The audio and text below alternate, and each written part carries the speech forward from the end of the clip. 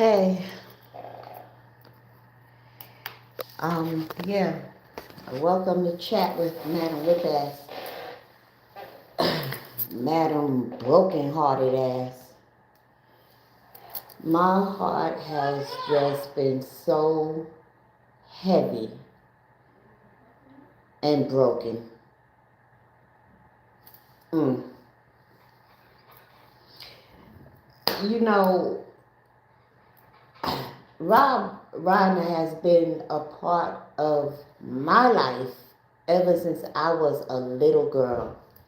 And I don't mean to make him sound old, because I couldn't believe he was 78.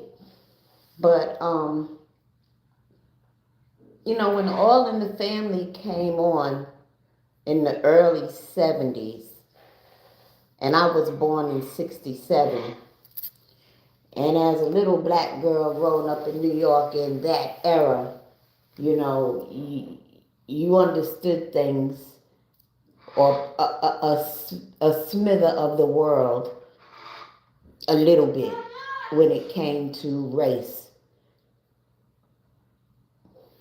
Or at least I thought I did at the age of 7, 8, 6 years old.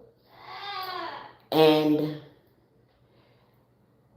at that age, like at 5 and 6, in my little 5 and 6 year old mind, I perceived white people as, number one, being better, and number two, that they just didn't like black people at all. It was always, to me, it seemed like it was us against them. And Rob Reiner's character, Michael Stivitt Meathead, as I like to affectionately refer to him, on All in the Family, that was the first white person I ever saw speak out in favor and fairness of black people when he would have those argumentative debates with Archie Bunker. And from that moment that I watched that episode, and plenty of episodes, he became very endearing to me, and always has been since then. And even though it was a character, it opened my eyes to let me know that all white people ain't so bad. And because of him, I grew up knowing that it's not all white people. All white people are not bad. And so I certainly appreciated him as a director and all that he's done. And I know we all gotta go. And I don't think my heart would be so broken if he would have just had a heart attack or something, natural causes. But I think it hurt so much just the way he and his wife were taken out of this world. It's really painful for me. And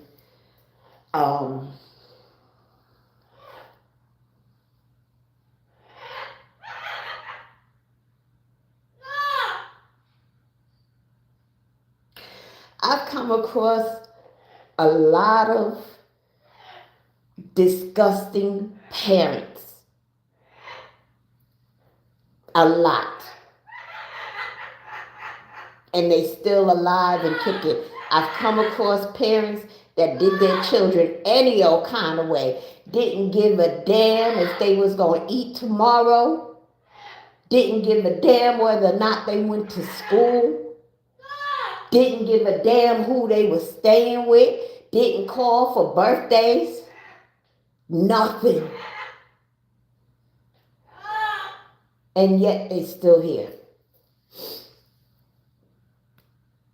And yet they still have their kids clamoring, yearning for their love. And they still could give a shit about their kids, even though now their kids are adults. So,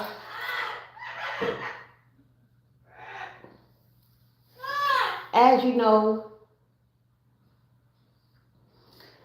Rob Reiner and his wife had their throats slit by the middle child, Nick, their son. Now, Nick is 32 years old. He had been having a battle with substance abuse, at least when he first went into rehab at the age of 15. So you know he was getting high before then. And he went through rehab about 17, 19 times. All the resources were provided to him to pay for rehab. And he didn't go to no rehab that was paid for by the state. It cost some good money, I'm sure, the type of rehabs he went into. I watched a couple of interviews because at one point, somewhere around 2016, Nick was clean. And I learned in this interview that he had been employing coping skills. You know, all that time that he had that he would utilize getting high, he had sense enough at that time when he was sober to occupy that time with more constructive activities.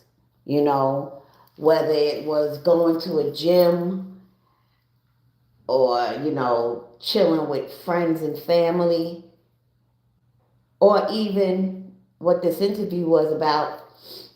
He wrote a screenplay with his friend called Being Charlie, and his father directed this movie. And it was not an autobiography, but how did they say? Kind of half true, half fiction, you know? But it was somewhat based on his experience and his father experience of, you know, Nick being on drugs and, you know, a father that's trying to help his son.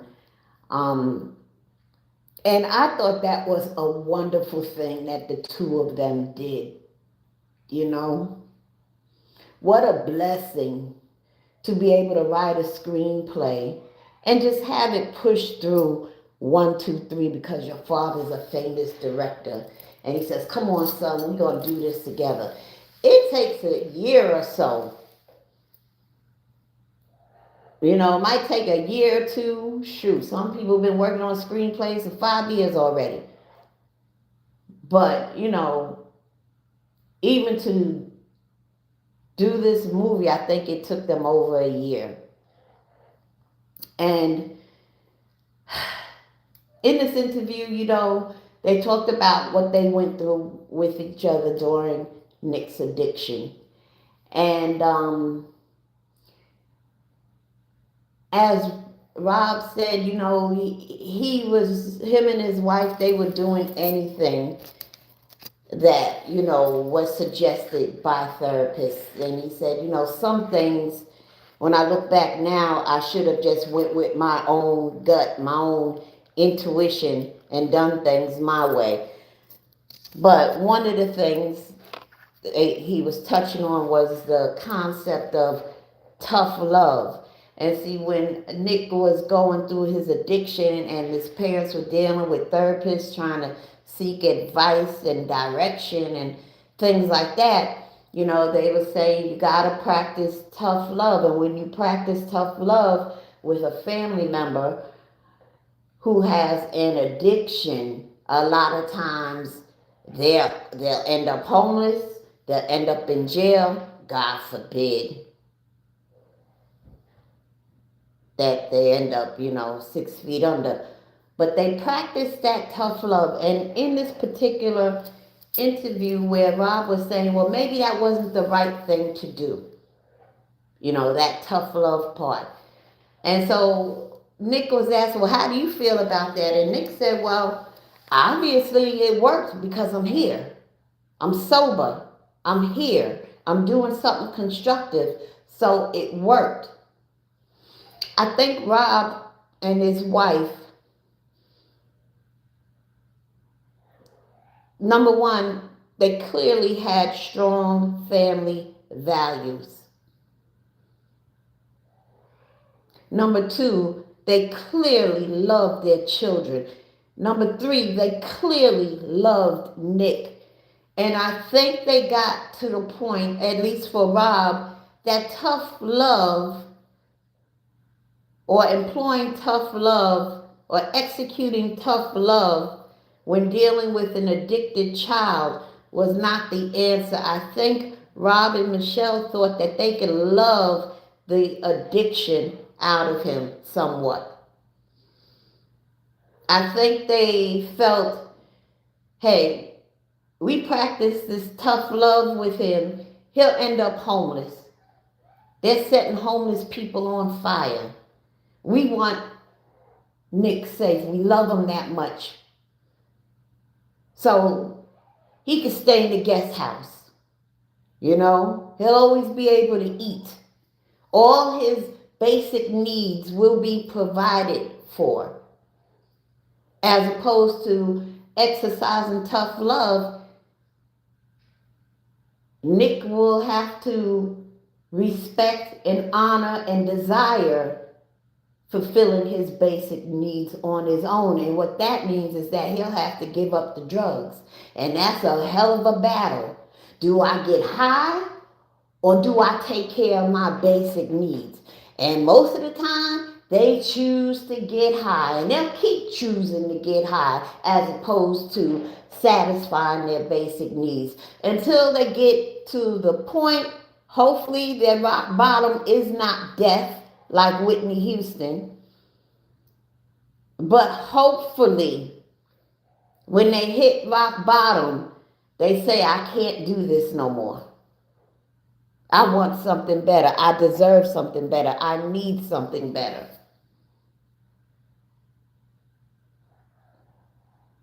But Rob and his wife removed that from him and said, hey, we love you. And part of a parent's job is to keep you safe, to protect you as a parent. You want to protect your children.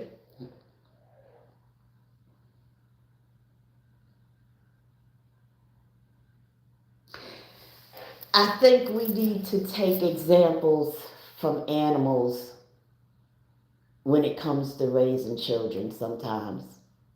Because I always think of birds. Out in the wild, that mama bird, she hatched them eggs and she take care of them babies. He or she, they fly out every morning. They get some food, some worms. They bring it back. They feeding them babies. And the mama bird one day looks at her babies and says, okay, y'all got your wings. Y'all got your feathers. It's time for you to fly. And she take them babies and flip them right out the nest.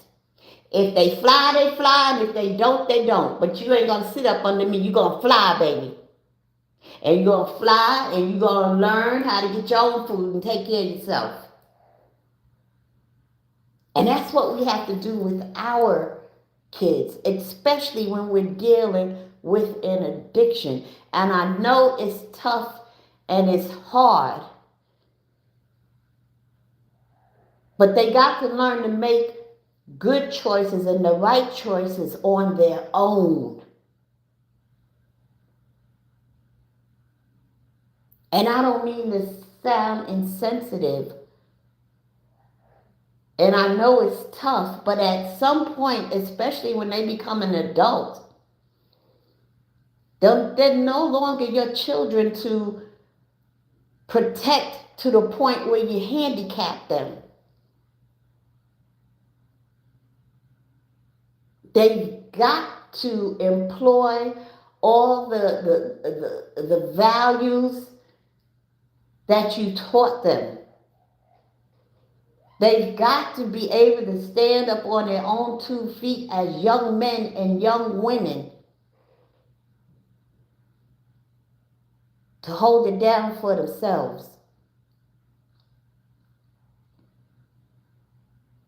You got to allow them to do that.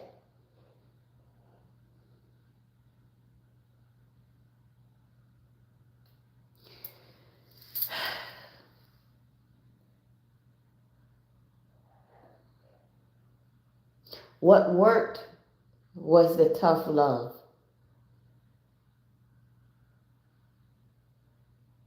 Even Nick said it. Said, obviously that tough love worked because I'm here.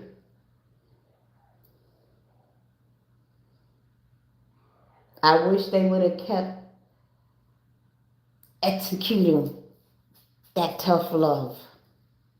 You know, relapse is a part of recovery. You know, it's very rare that someone has been addicted, especially as much and as long as Nick has been addicted. And when they get clean and sober, it's very rare that they stay clean and sober the first time. Yeah, there's going to be some relapses. Hopefully not a lot. Hopefully just 1 or 2. And I always say relapse is good for them. You want to know why? Because especially speaking of Nick, I would say he started getting high at the age of 13, 14. Somewhere in there. And when you've been getting high so long, and then when you have a period of soberness, even if it's like 3 months, when you relapse, it's kind of good because it's like, all right, so I've been getting high for so long and was just miserable. I was homeless. It was just miserable. The relationship with my parents and my siblings was horrible. It was just miserable. I trying to find and get money every day to get high. It was just miserable. Ain't took a bath in 2 weeks. People tell me how much I stink, but I didn't care about nothing but getting high. It was just miserable. And then you compare to how you've been sober after all that time being miserable. I had a nice warm bed. Even got a little job, and I started saving up some money and just doing better things and wasn't sleeping out on a cold sidewalk and started taking care of myself better and feeling better, and I wasn't miserable. And now I'm back to being miserable. You know, getting high is for the fucking birds. I'm tired of this shit. And the next time I get sober, I'm staying that way. I'm not coming back to this life no more. Yeah. So when you're dealing with an addicted individual, in my opinion, tough love is always the way to go. Because if you provide their basic needs for them where they don't have to provide it for themselves, then you're just enabling them to get high.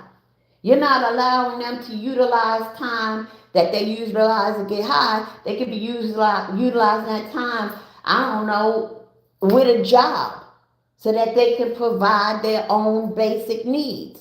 You are enabling them.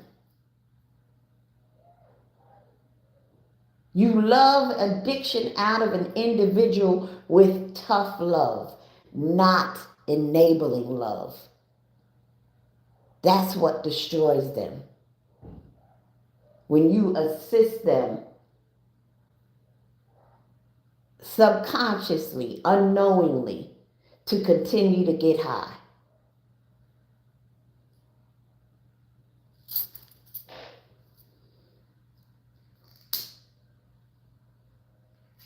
Listen, I know parents can piss us the fuck off, can't they? I know my parents pissed me off countless times.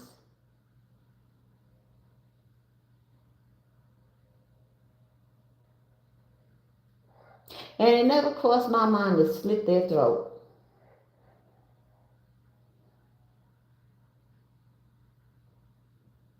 Never.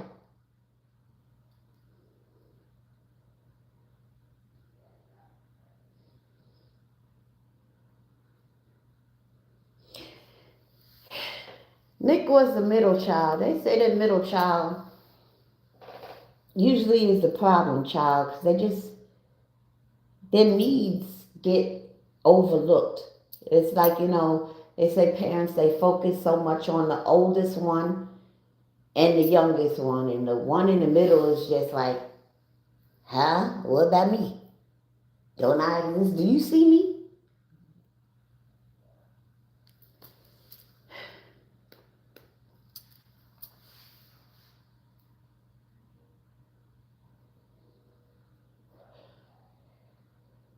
Man, Nick had all the resources. I can't even use past tense had when talking about his resources because he still got them. He just hired a high powered attorney today.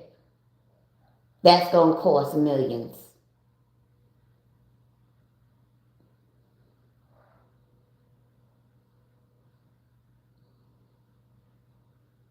He could have been anything he wanted to be. He could have done anything he wanted to do besides drugs with no problem.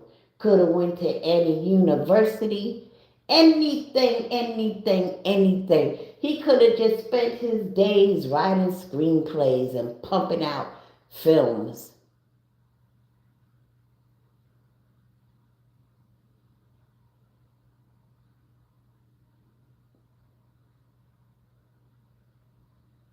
But none of that mattered. None of that was above getting high.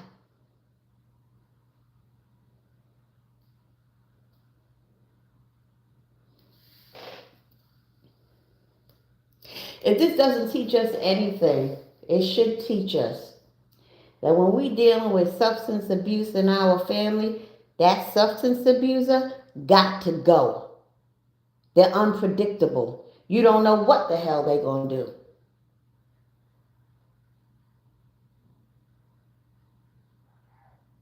You don't know. And you can't take that chance.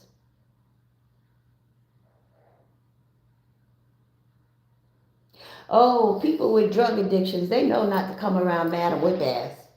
I done some shit to some junkies. And I'm talking about the junkies in my family that decide they gonna steal from me. Oh, you stealing from me because of your addiction? You done messed with the wrong one, buddy.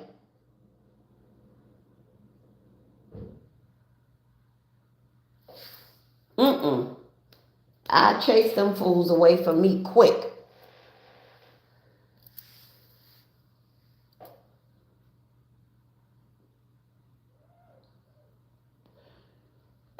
So, Rob Reiner was a good man, y'all. He really was. And I'm so sorry that this happened to him and his wife and his entire family. My heart is bleeding for their children, aunts, uncles, cousins, best friends, good friends, constituents, co workers, partners. I just pray for everybody, including myself, because this one really hurts. It really does. And as for Nick, if I was his sibling, I wouldn't show up at no courthouse ever. I wouldn't trust being around him. If you're gonna slit your parents' throats, what the fuck you gonna do to me? So I can't be around you. Don't call me. I'll just have to love you from afar with no contact. Because you got the devil in you.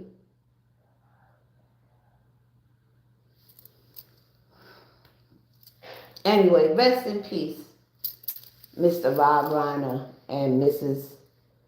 Michelle Singer Reiner. Y'all did good. And yeah, fuck Trump. Peace.